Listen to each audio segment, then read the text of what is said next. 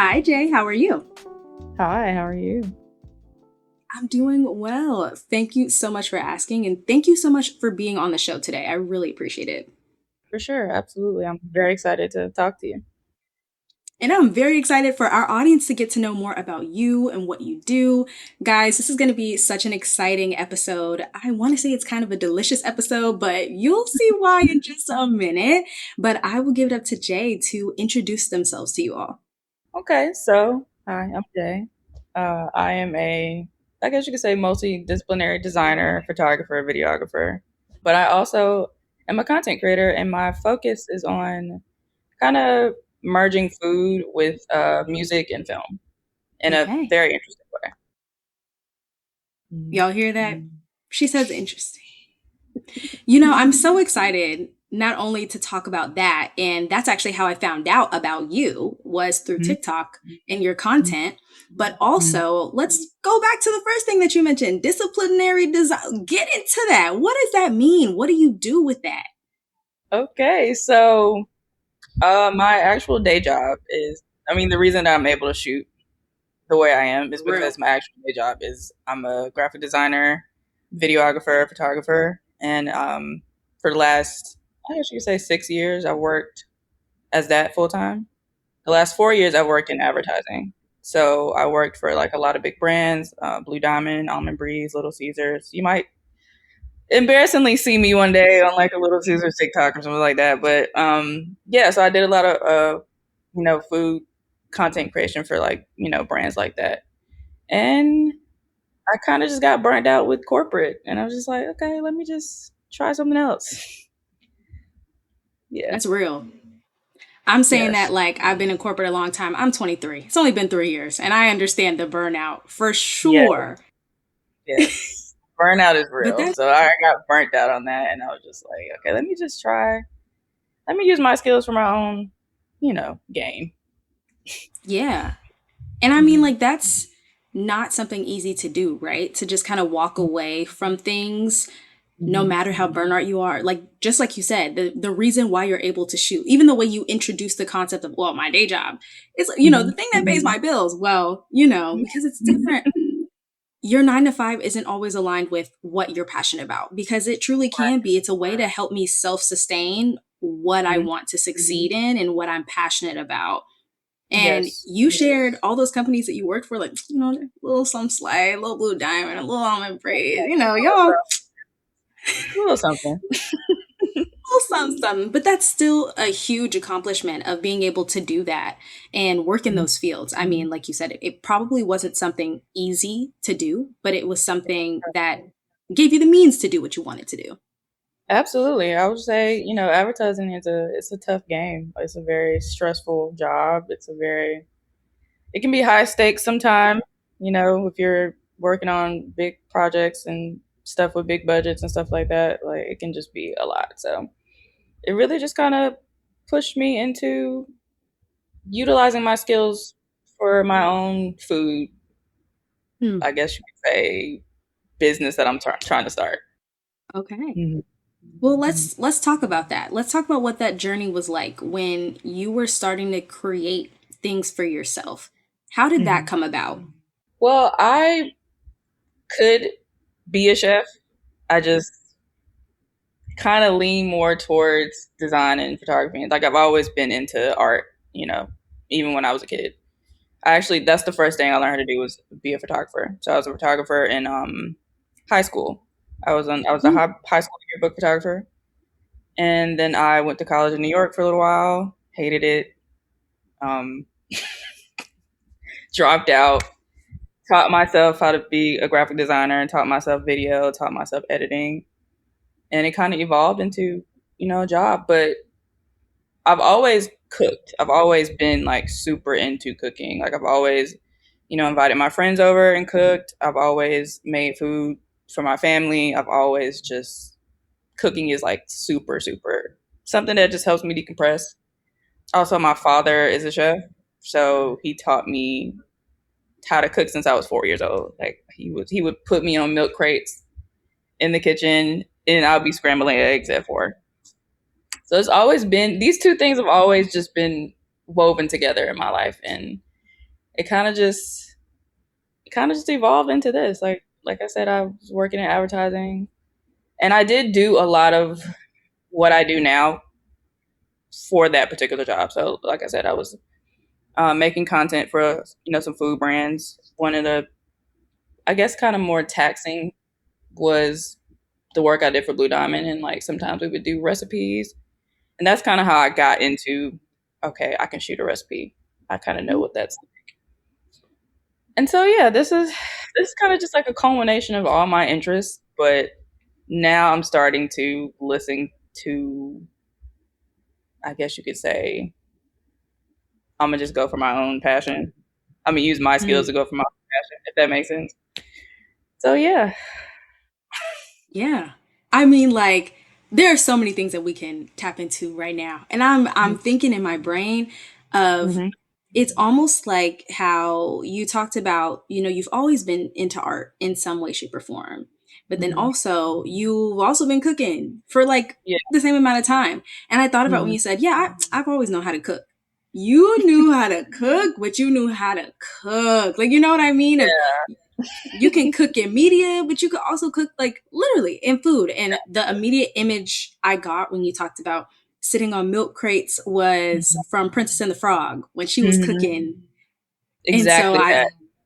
exactly Exactly that. that. Exactly that. It was definitely that vibe.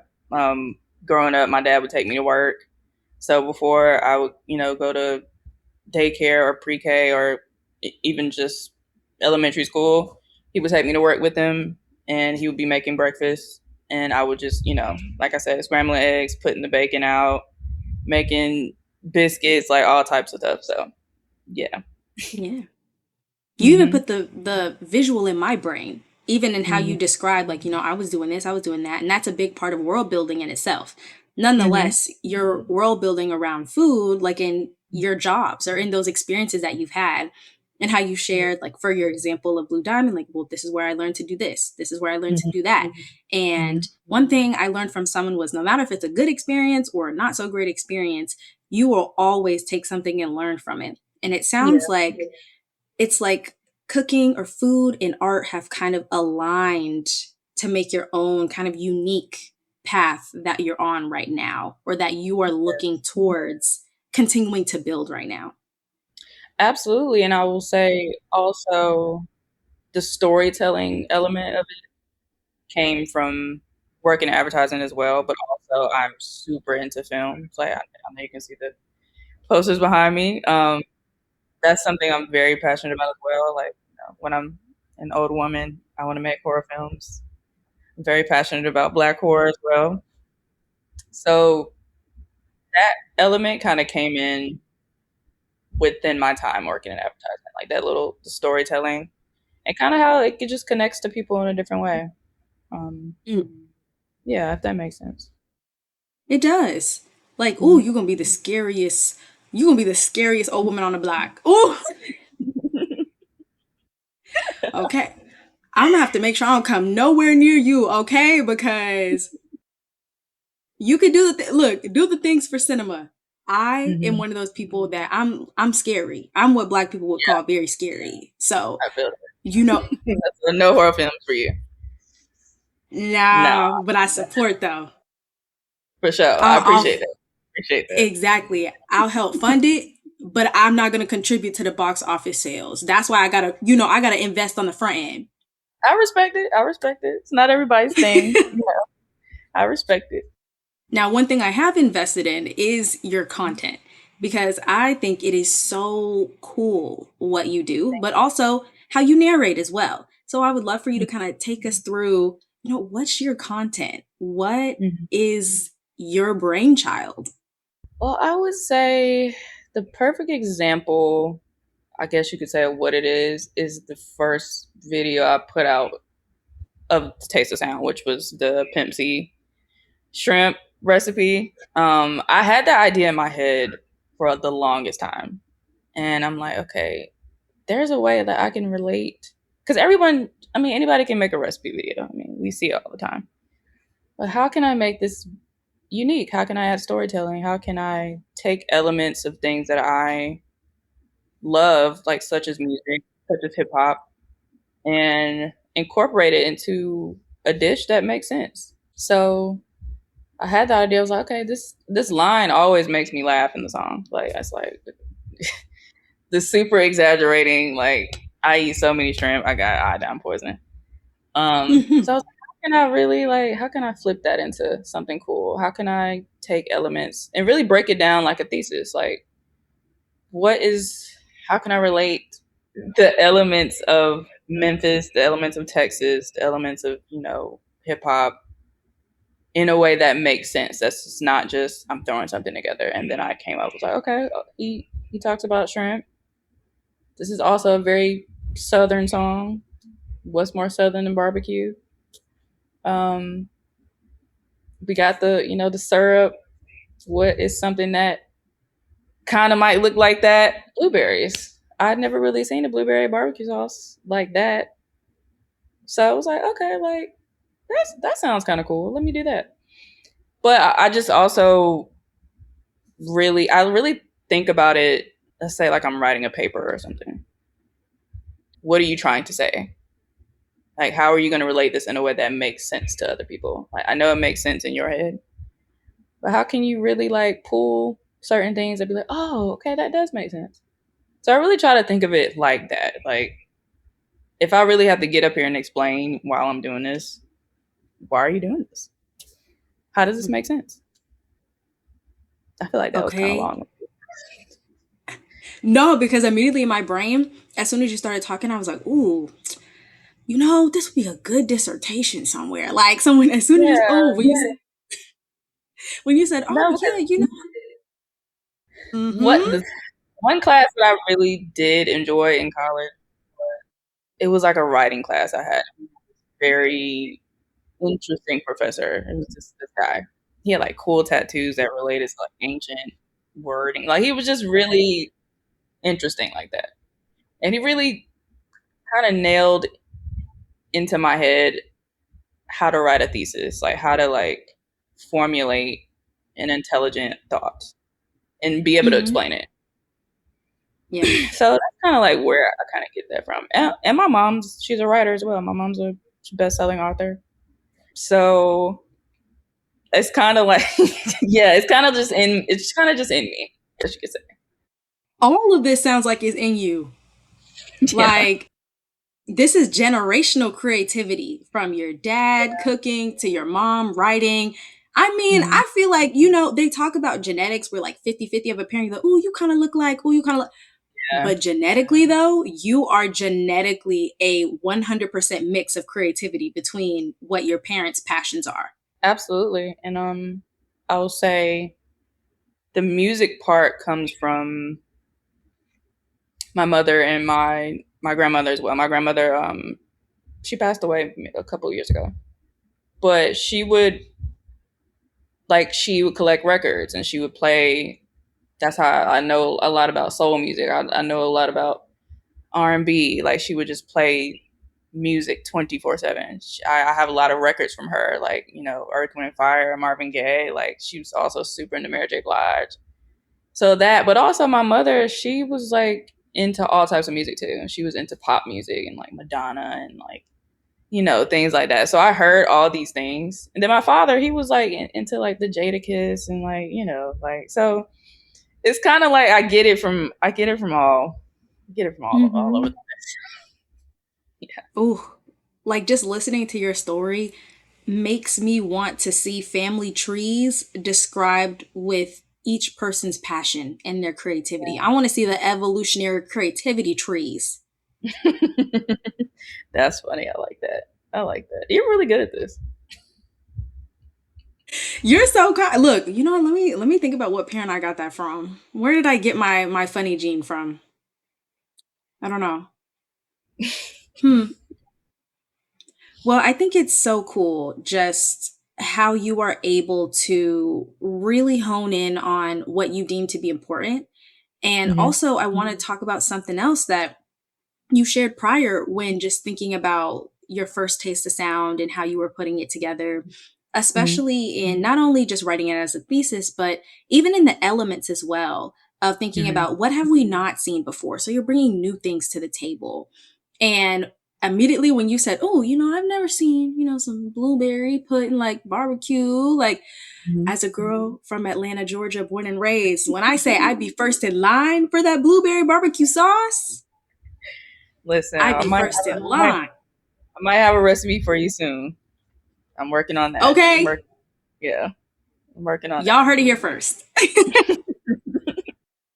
But I think it's interesting also in how you explore, even in your own creations, their gaps, right? The critical that. thinking and just the attention to detail in writing something that's never been seen before, that we have not seen in a traditional dish when we think about things, and even Mhm. showing your creativity there. I wonder, what is your thought process when it comes to just recipe development? Like, what does that look like? Because I think I have seen so many people, like you said, put content out about writing recipes, filming them, Mhm. et cetera. But I've never had the pleasure of hearing someone talk about their recipe development process and what that actually looks like. I'd be curious to learn, what does yours look like? Well, I think I will say my foundation when it comes to that type of stuff is okay. For maybe a couple of years ago, I discovered Chef Grant, and Chef Grant is, in my opinion, one of the greatest chefs ever to live. And he has this chef table episode or whatever, right? And I've never seen anyone interact with food like that. I've never seen anything like that until I seen that. It's very like he turns it into art. And it just makes me think like, okay. So we know that certain things go together. So we know like, a hot dog has mustard. We know, Mhm. steak has certain things. We know how things are supposed to go. But what happens when you maybe change one element, or you follow, I guess you could say, what is the famous book? Salt, fatty acid, sweet. Yes, salt, Yeah. fat, acid, heat. Yeah. Yes. Yes. I really try to like think about that too. Like, it's okay. Scientifically, things are supposed to work. Kind of like plug in where you might think like, so even for like the barbecue sauce, like I know that the foundation of barbecue sauce is, ketchup, it's Worcestershire, it's brown sugar, it's all these things. But how can you make it? How can you make that unique? Like there's different sauces you can make that like include interesting things, but like what actually does make sense? You Mm. know, it could be like I've seen things like strawberry hot wings, shit like that. I'm just like, that is insane. But Whew. but it's the same kind of thought process. It's okay, like maybe this might work. Mm-hmm. Yeah. It Hmm. makes me think about like something where you can follow your heart, but it also has to be like within a certain formula range almost. Yeah. An example, like your blueberry barbecue sauce. Hmm. A non example would be lemon pepper matcha. Like, Oh God, please don't get me started on that. Please. like great examples of, a do and a don't. And I actually got that book from my mother, the salt, Hmm. acid, fat, heat, that book, because Hmm. she loves to bake, loves to cook, Hmm. but my mom has always been a science teacher and always has Hmm. done her education in science. And so when I Hmm. saw that, I was like, she's someone who loves cooking as a practice, but she also enjoys what a lot of people tend to maybe skip over, is cooking in theory. And Yeah. that's something, with experience you can gain, but also it is done through culinary training. And it will Yeah. take longer if you don't have the training, but you have the Hmm. experience. Unless, you started cooking at 4. Then maybe you're a little different. But it makes me think about even how people say, oh, I lean more towards cooking because it's easier than baking because baking is a science. Well, no, cooking is a science too. But people tend to learn more about it just naturally with baking because it will not work out if you don't follow the science, versus cooking, you can get a little bit out the lines, and sometimes it works and Yeah. sometimes it doesn't. But Mhm. can you replicate that same result? Mm, I don't know. That's where things kind of start to get dicey. So it's Yeah. interesting to even hear how you choose to communicate about it, where even you're deep in thought as you're talking of, well, you can make certain sauces and like this is the base of barbecue and XYZ, and you're like putting the pieces together in your head. Mhm. Whole time I'm sitting over here like I didn't even know the base for barbecue sauce. So like, you know what I mean? Where there's levels to it and why it's so important to go through the phases of recipe development instead of Mhm. always just going off of vibes. Doesn't mean you can't go off of Yeah. vibes. Nobody never said that before someone misquotes me. But as Mhm. important as it is to follow your heart, it's also important to look at the foundational formulas that made Yes. what you love as we're starting to evolve those things. Right, exactly. You gotta know the rules to break them. Like this is also why I am not a baker as well. I'm hoping that it's something I can kind of evolve into this year, but baking is It's very okay. interesting to me. I'm not gonna lie. It's okay. Look, you are good. You know, you good at what you know. And we all get to it. But I like something you just said of trademarking. You should trademark this, but you gotta know the rules to break them. Yes. For sure, for sure, Put, absolutely. put that in the schools. Yes. No, I mean, like you said, are you gonna come out with lemon pepper matcha? Like, come on. I mean, no Yeah, I'm not shade, doing but that. the shade. Mm. No, no, no. All shade. Love my city down. However, Yeah, y'all kind of go there are crazy with certain things. y'all kind of go Right, crazy. right, Y'all go right. crazy. Lemon pepper is savory. That is not supposed to be in sweet things. That is very sick. But you know what? Atlanta, y'all have the lemon pepper on lock, so Yeah, we can be the lemon pepper stepper capital, but it has to be in good, like in good standing. That is yeah, something that I feel like would get our certification for lemon pepper revoked. But hey, yeah. I'm not gonna lie, that was a little. it's okay. It wasn't a little. It was a lot. That was a That was lot. insane. That was a lot. I'm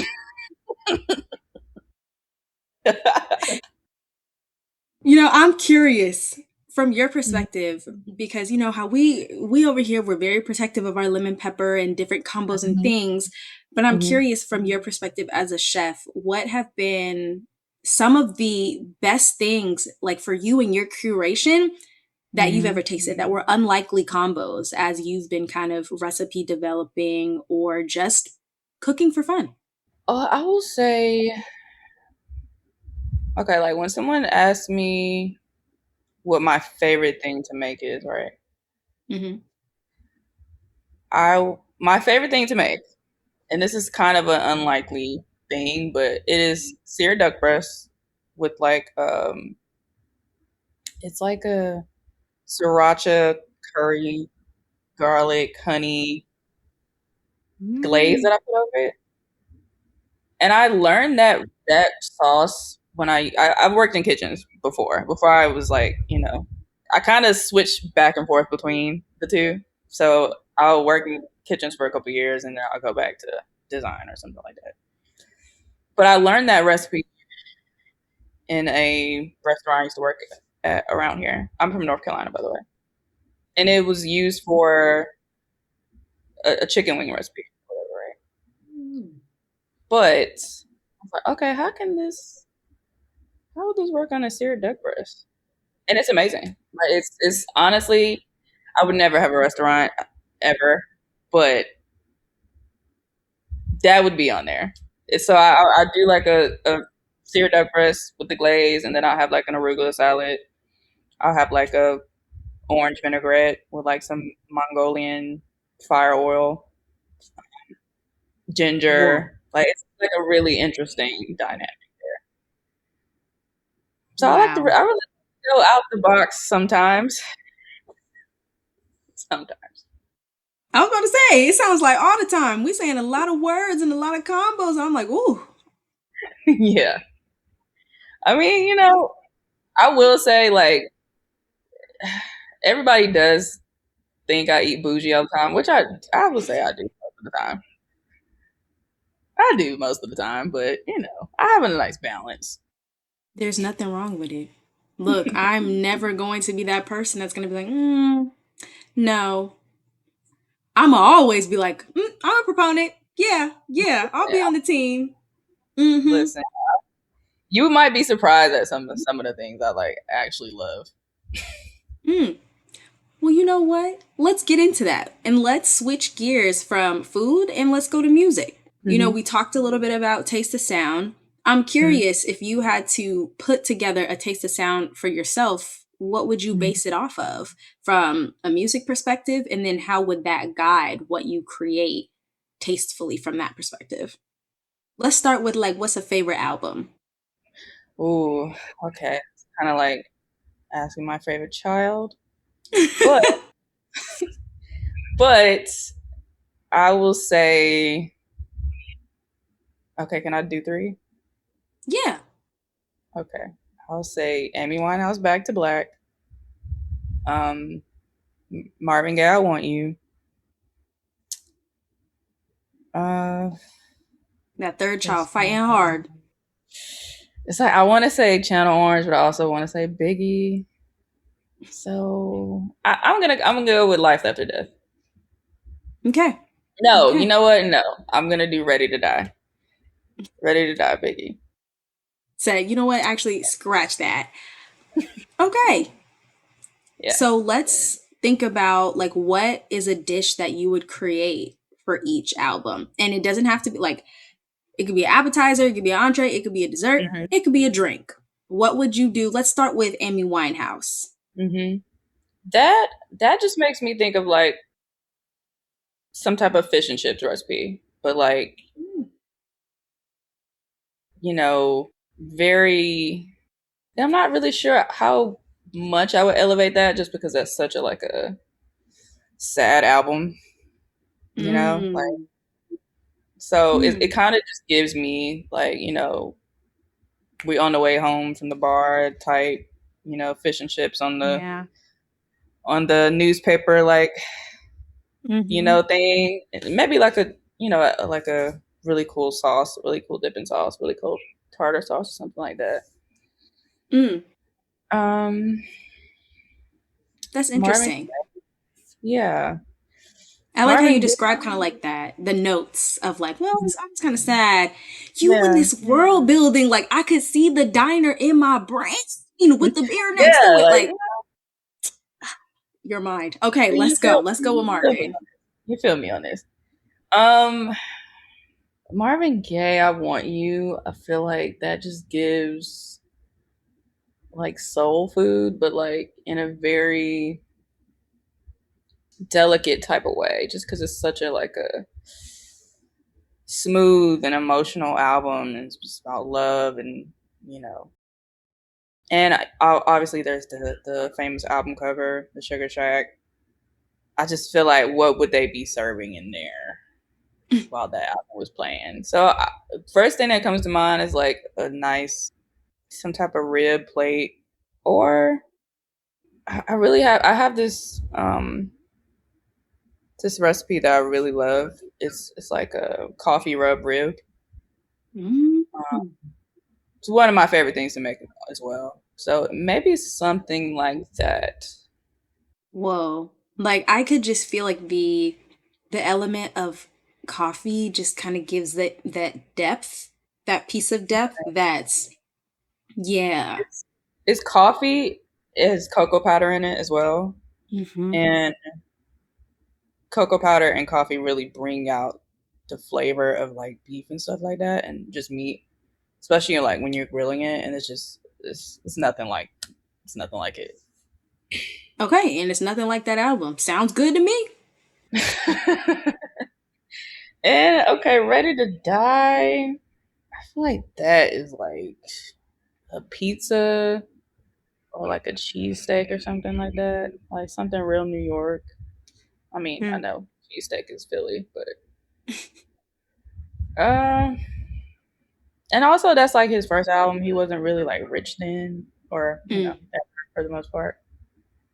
So yeah, I'm thinking something real gritty, like a real. I don't know if you ever seen that, like oxtail pizza. Maybe something like, Mm-hmm. yeah, maybe something Yeah. like that.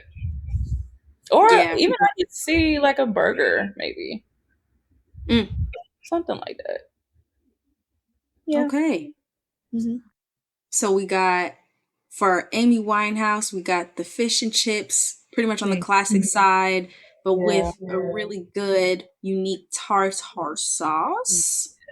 for sure. Then we have for Marvin, we got the coffee rub ribs. Mhm. I'm intrigued.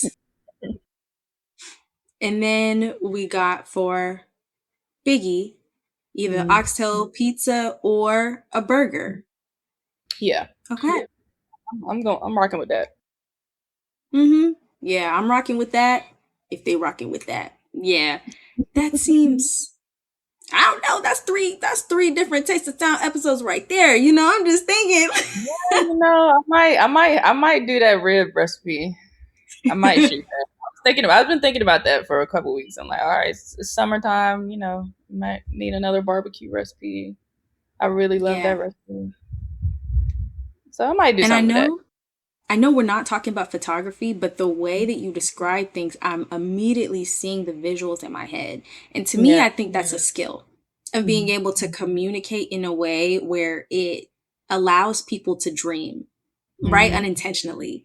Even Mhm. with like, ooh, I'm seeing and thinking about Biggie put out that album. He's in New York. He Mhm. wants something that's comfortable, but also something that is a little bit more open to where he is now. Like he's got a little bit more capacity, a little bit more uniqueness. And Yeah. like, okay, he's elevated a bit. So Mhm. would he turn and lean to, his natural diner, go look at the pizza options and they say, oh yeah, we got some oxtail in the back if you want to try that. He's like, you know Yeah. what?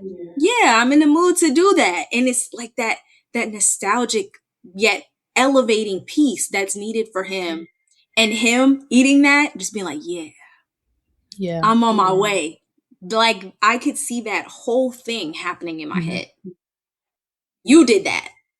But that's crazy. Like me being able to just see that in my head and even thinking about like the feelings surrounding it, what that food would mean and what that symbolizes. I feel like you Yeah. do a very good job of that also in your content as well, which is why I stay tuned in. I appreciate that. I think I get that from you know a big part of my last job advertising is like you got to be able to like describe and explain your ideas. So some of like the worst days ever when you got to present to the client and it's just like but you got to be able to like articulate visually if if you want them to go with something. So that's Hmm. something I've kind of just been beaten to shape with. To be honest. And it makes you stronger. If we don't have to get beat to get made stronger, that's good too. But It made me better though. I'm not gonna lie. hmm. It made me a better artist. I would say. Yeah. And you're Yeah. a culinary creator and storyteller in where Hmm. you're designing spaces where food is made for people to feel as well as to Hmm. taste. And Absolutely. like A plus around the board of if I can as a consumer of your content come to you and be like, this is exactly what I see. I I hope appreciate it. that brings you some peace in that as well. It does. Listen, I can't say I expected this to go this way. Like, I mean, I kind of was like, okay, let me try this out. Let me do this. This is something I've been thinking about for a while. Let me just put it out. And then it just blew up and just like, whoa. So I'm really thankful and I'm grateful that it's connecting to people in this way and people understand what I'm saying. Like, I always worry about, okay, does this make sense? Can you actually grasp what how I'm relating this to food? And it's worked out well. I'm really appreciative of how it comes across. You should be like very proud of what you do. And I think those listening, and especially younger people who haven't found how they can start to communicate what they want to do, I think Mhm. this is something for them to look forward to, of also even getting to hear your experience, but also hear how you talk about your work and hear how Mhm. you talk about your experiences. And so I'm very curious about if you had to go back to a younger version of yourself, or any advice that you could give to other people kind of looking to be in the similar spaces that you're in, what advice would you give them? Oh man, I think especially as I've gotten older, I'm about to be 32 in September. I would say one thing I've always been is just 100% myself. So, I mean, obviously you wouldn't know this, but I have a very insane personality. Like I'm calm right now. It's calm. But like all my friends and my family will tell you like you don't know what's gonna come out of my mouth at the time. Like I'm insane. So I will say that is something you really gotta like nail down early. Like you have to be yourself. You have to like love yourself no matter, if it doesn't feel good at certain times. But you really just gotta be like, fuck you, bro. Like this is who I am. This is me. I like what I like. I think how I think. And it usually works out for you. Mm-hmm. Like really like I will really say that is something that has really helped me in my life. It's just I am 100% myself all the time. I don't really give a fuck what anyone thinks about anything I do. Um, I really genuinely don't care, even to my own fault sometimes, but I really just don't care. Um, I'm, like I said, crazy, insane, wild. I will say anything, I will do anything. I think that's where you gotta like really nail that down, really nail that foundation down as far as just you evolving as an adult or you evolving in your 20s and things like that. You really just gotta be yourself, bro. Like 100% no matter what, because people fuck with you more. I feel like Mm-hmm. I yeah. think it's like your essence, right? That's the essence of who you are and literally what you bring to the table, and the table being the world at this point, right? Yeah. And so I'm 100% in agreement where it's like, look, all you can be is yourself anyway. Like, there's no reason to try and listen to other people who those are the people trying to add lemon pepper to everything. Don't let them add lemon pepper to your matcha. You are the matcha. That is real. I like the way you put that. If there's anything clear, look, take whatever you like. And if you know if someone else added something to it and you know you would be pissed, now treat your, Yes. your essence that same way. Treat your authenticity that same way. Treat your power and your purpose the exact same way. That is what makes you you. So why try and change a dish if they're not the chef? Like, But also, in the same veins that like lean into what makes you weird. I can be very weird. Like I just don't care. I think like I think that it works for me in a lot of ways. Like I really just lean into all my weird little quirks and weird little things. And I think like, someone younger watching this, like really do like the thing that you might be insecure about or the thing you might be like, oh, maybe people don't like me for this or whatever. Like just lean into it. Like it really does pay off, you know, mm-hmm. just with keeping your mental health together or just attracting things that you want. Like I'm real big on, manifestation and attracting things and, things like that. So I feel like as authentic as you are in yourself, that is when you're rewarded by the universe as well. Yeah. Authenticity is your anchor for sure. Yes, absolutely. And Yeah. as you're talking and you're like, empower your weirdness, you give me such odd future vibes, Yeah. which I get that I look like Sid. You know how many times I've been told I look like Sid the Kid? How many girls that I've gotten because of that? like, like it's just like hey, it part of the is. It's game. I'm it's part of the crying. But it's really like that. I really am, weird like that. So Yeah. I'm getting Tyler mhm. the Creator vibes off of you, Yeah, I which can is, see I that. hope, is a compliment, you know? No, I It's love Tyler. like, I've been liking Tyler since Goblin, since I was in high school. Like I was mm, early on Tyler, so okay, I fucks with an Tyler. OG. Yeah, right. Well, Absolutely. one day I hope that you get to meet all of them, everybody in our future, but especially, your twin on the other side of the country, and Tyler, because it'd be very interesting, even just to think about how to symbolically like eat their albums. I think that was something where I'm like, ooh, let me go back and listen to some of the internet stuff, or let me go back and listen to our future, like, and Yeah. really think about.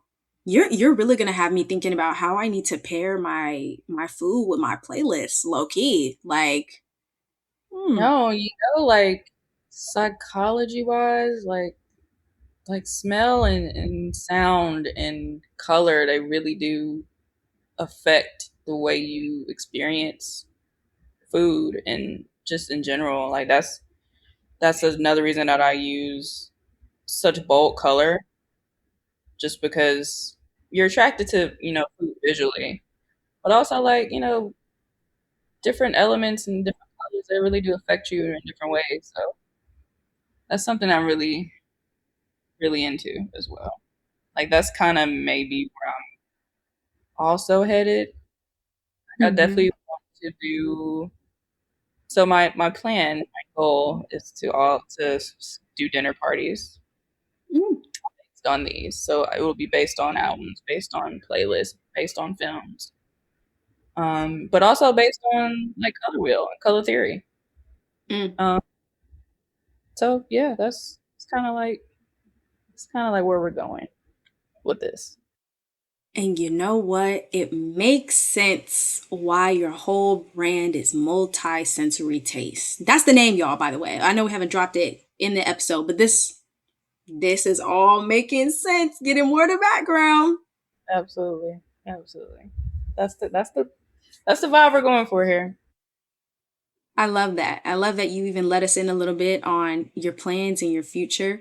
And as Hmm. we're winding down the episode, I think this is a perfect time to thank you for being on the show, but also thank you for everything that you're contributing to the spaces that you're in. Because I I appreciate truly can say I have not experienced anything like your content.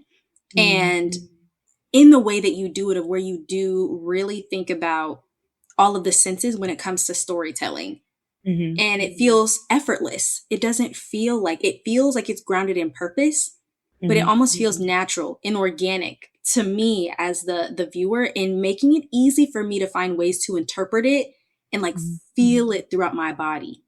And I I think really, that that's so special.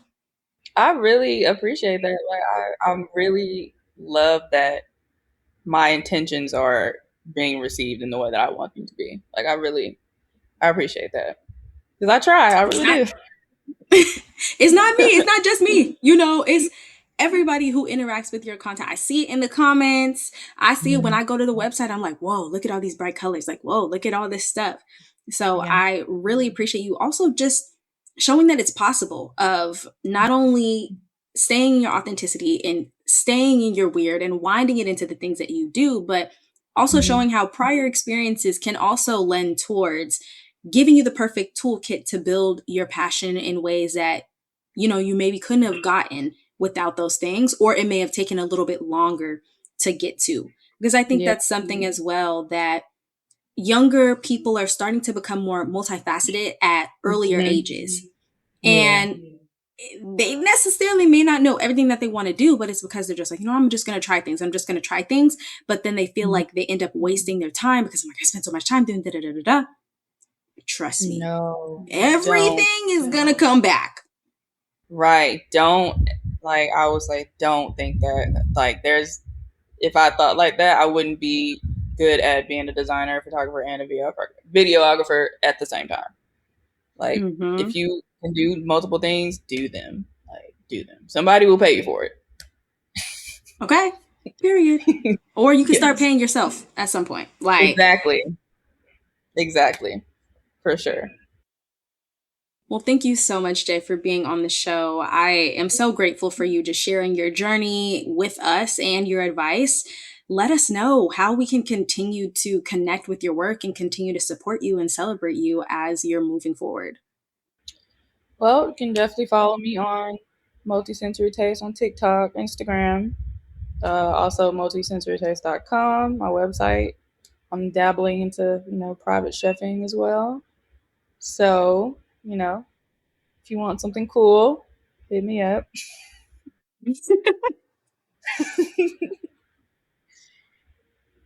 Hey, I want something cool. Of course, I got you, right? I got you. Got you. Well, awesome. Thank you I so got you. much. And everybody, make sure you check out Multisensory Taste on all platforms. Check out the amazing work that Jay is doing. And let me know if you enjoyed today's episode, but also let us know if you were to make your own little food creations inspired by album. Put it in the comments. And thank you again so much, Jay. Thank you so much. I appreciate it. That's a wrap for today's episode of the Intentional Intern podcast. We hope you're leaving with fresh insights and a boost of motivation to take on your career journey. If you enjoyed this episode, don't forget to follow, leave a review, and share it with your network. Connect with us on LinkedIn and Instagram and let us know your thoughts. Your feedback fuels our next great episode. Until next time, stay intentional, keep growing, and keep shining bright. See you in the next episode.